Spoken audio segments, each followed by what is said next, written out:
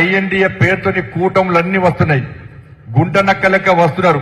వాళ్ళు IPL match లో కనీసం దరిదాపులు లేకుండా ఓడిపోయే పరిస్థితి. అవునా కాదా?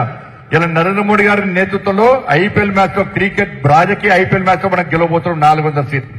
ఇవాళ తెలంగాణ రాష్ట్రంలో కూడా టీపీఎల్ మ్యాచ్ నడుస్తుంది. తెలంగాణ రాష్ట్రంలో తెలంగాణ ప్రీమియర్ లీగ్ మ్యాచ్ తెలంగాణలో జరుగుతుంది. మన కెప్టెన్ ఎవరంటే కిషన్ రెడ్డి గారు మన కెప్టెన్.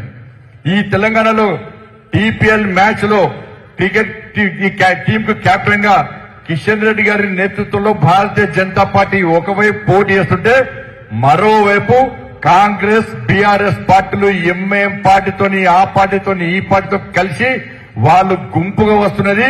కిషన్ రెడ్డి గారి నేతృత్వంలో భారతీయ జనతా పార్టీ సింహం లెక్క సింగిల్ గా ఈ తెలంగాణ రాష్ట్రంలో పోటీ చేస్తున్నారు. కాబట్టి ఈ తెలంగాణ రాష్ట్రంలో కిషన్ రెడ్డి గారు పక్కా గెలుస్తున్నారు.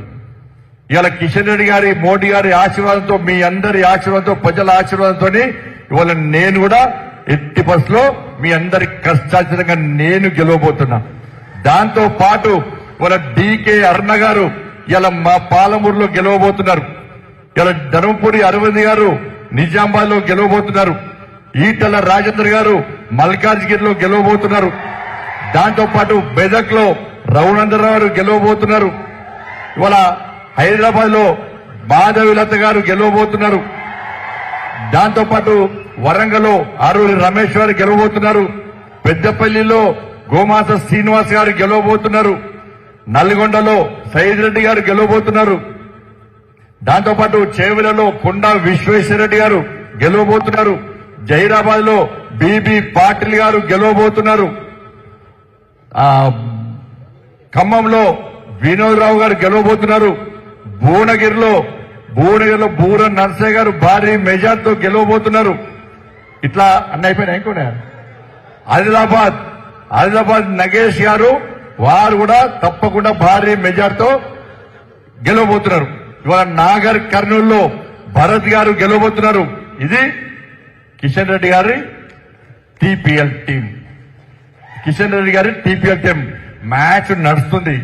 కాంగ్రెస్ వాళ్ళకు ఇలా క్రికెటర్స్ ప్లేయర్స్ దొరకలేరు. వాళ్ళకు మ్యాచ్ నడుస్తుంటే కూడా కాంగ్రెస్ వాళ్ళకు ప్లేయర్స్ దొరకలేరు. ఇలా బీఆర్ఎస్ లకు ఉన్న ప్లేయర్స్ ఆ కేసీఆర్ ముఖం చూసి ఆడలేకపోతున్నారు. డైలమాలు ఉన్నారు. ఇవాళ ఉత్సాహంతో హుషారుగా పనిచేసేది ఈ తెలంగాణ రాష్ట్రంలో కిషన్ రెడ్డి గారి టీము. తెలంగాణ రాష్ట్రంలో పోటీ చేస్తూ గట్టి ఆడుతున్నది. వాళ్ళ దేశంలో నరేంద్ర మోడీ గారి టీం ఇలా ఉత్సాహంగా ఉరుకలెత్తుతూ ఇలా రాజకీయాల్లో ఐపీఎల్ మ్యాచ్ గెలవబోతున్నాం. ఇలా అందుకే ఈ కరీంనగర్ పార్లమెంట్ లో ఎక్కడ చూసినా భారతీయ జనతా పార్టీ వాతావరణం నెలకొన్నదంటే అది మీరు కష్టపడి పనిచేయడం వల్లనే ఇలా కరీంనగర్ పార్లమెంట్ లో భారతీయ జనతా పార్టీ వాతావరణం. నిజంగా మీ అందరికీ ధన్యవాదాలు. మీరు పూర్తి సమయం ఇచ్చి దాదాపు 45 రోజుల పాటు ప్రజాహిత యాత్ర చేస్తే మీరు అందరు సమయం ఇచ్చారు. నేనంటే అభ్యర్థిని, నేను పోటీ చేస్తున్నా, నేను ఎంపీ అవుతా. మీకేమవసరమన్నా పోటీ చేయడానికి, పనిచేయడానికి? ఎందుకు సమయం ఇవ్వాలన్నా? దేనికోసం సమయం అయినా? పార్టీ కోసం నమ్మిన సిద్ధాంతం కోసం నరేంద్ర మోడీ గారిని 3వసారి ప్రధానమంత్రిగా చేయడం కోసం.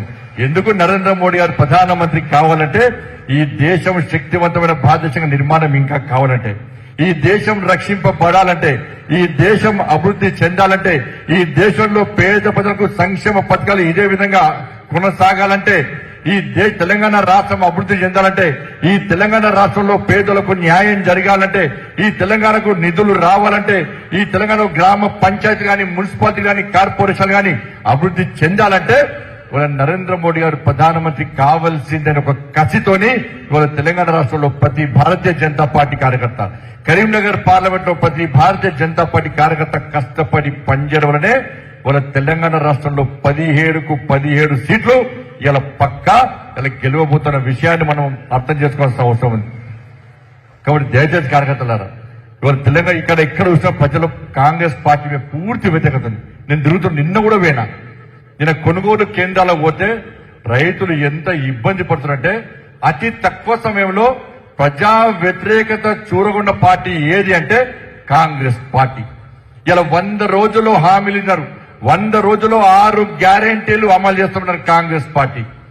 వాళ్ళ రైతులు ఎంత ఇబ్బంది పడుతున్నారో ఒక్కసారి ఆలోచించండి. ఇవాళ మీ ప్రాంతంలో కొనుగోలు కేంద్రాలు ఉన్నాయి. మీరు మన రైతు దీక్ష చేసినాం, చాలా మంది రైతులు వస్తే మీకు గెలుస్తున్నారు. ఏ కొనుగోలు కేంద్రంలోనైనా ఇప్పటికీ కొనుగోలు ప్రారంభమైనాయా? అయినా ఎక్కడైనా అక్కడక్కడ ప్రారంభమైన కొనుగోలు కేంద్రాల్లో కాంగ్రెస్ పార్టీ ఎన్నికల ముందు ఇచ్చిన హామీ ప్రకారం తరుగు తాలు లేకుండా ఎక్కడన్నా కొనుగోలు ప్రారంభించారా? ఎక్కడన్నా మీ ప్రాంతంలో బోనస్ ఇచ్చిరా 500 రూపాయలు? ఎక్కడైనా మీ ప్రాంతంలో ఇలా కౌలు రైతులకు గాని ఇలా 15,000 రూపాయలు వాళ్ళ అకౌంట్ లో వేసిరా? ఎక్కడైనా మీ ప్రాంతంలో 2 లక్షల రుణమాఫీ రైతులకు ఎక్కడైనా కాంగ్రెస్ పార్టీ చేసిందా? ఎక్కడైనా మీ ప్రాంతంలో నష్టపోయిన రైతులకు ఈ కాంగ్రెస్ పార్టీ ప్రభుత్వం మన అకాల వర్షాల వల్ల నష్టపోయిన రైతులకు ఇక్కడ నష్టపరిహారం ఇచ్చిందా?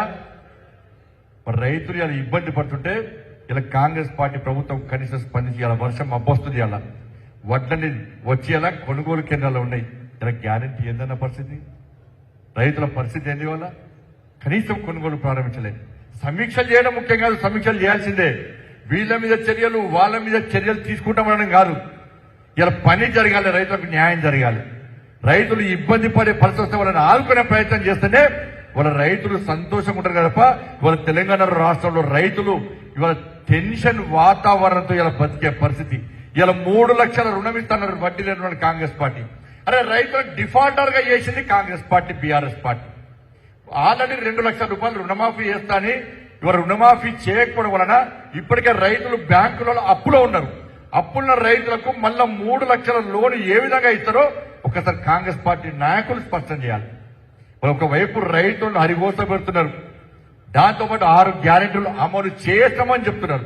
ఇవాళ ఇక్కడ మీ అక్కనో చెల్లెనో అమ్మనో తల్లి ఎవరు ఉంటారు? ఇక్కడే మహిళలు అక్కలున్నారు. మీ ప్రాంతంలో మీ కుటుంబ సభ్యుల్లో ఎవరికైనా కూడా 2,500 రూపాయలు మహిళల అకౌంట్ లో పడ్డాయా అక్క మీకు? మరి పడ్డాయి అంటున్నారు వాళ్ళు. 6 గ్యారెంటీలు అమలు చేస్తామంటారు. మీ ప్రాంతంలో పేదోళ్ళ అకౌంట్ లో 4,000 రూపాయలు ఆసరా పెన్షన్ ఇస్తామన్న కాంగ్రెస్ పార్టీ ఇచ్చిన పైసలు ఇవాళ మీ ప్రాంతంలో ఎవరికైనా పడ్డాయా? 4,000 రూపాయలు ఇచ్చినామంటున్నారు. మీ ప్రాంతంలో ఇల్లు జాగా లేని వాళ్ళకి ఎవరికైనా 5 లక్షల రూపాయలు కాంగ్రెస్ పార్టీ ప్రభుత్వం ఇచ్చిందా ఎక్కడైనా? మీ ప్రాంతంలో విద్యార్థులకు 5 లక్షల భరోసా